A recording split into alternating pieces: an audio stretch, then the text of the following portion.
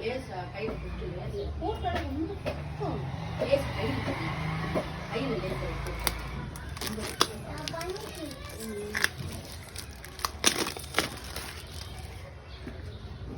எதுலையுமே தாயி செய்யறதோட அப்படியே விட்டுறணும். நம்ம செஞ்சோம்னா அது நாஸ்தி தான் ஆகும்.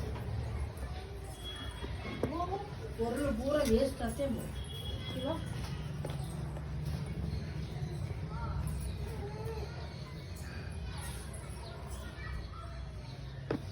வெளிச்சம் சரியா தூங்கி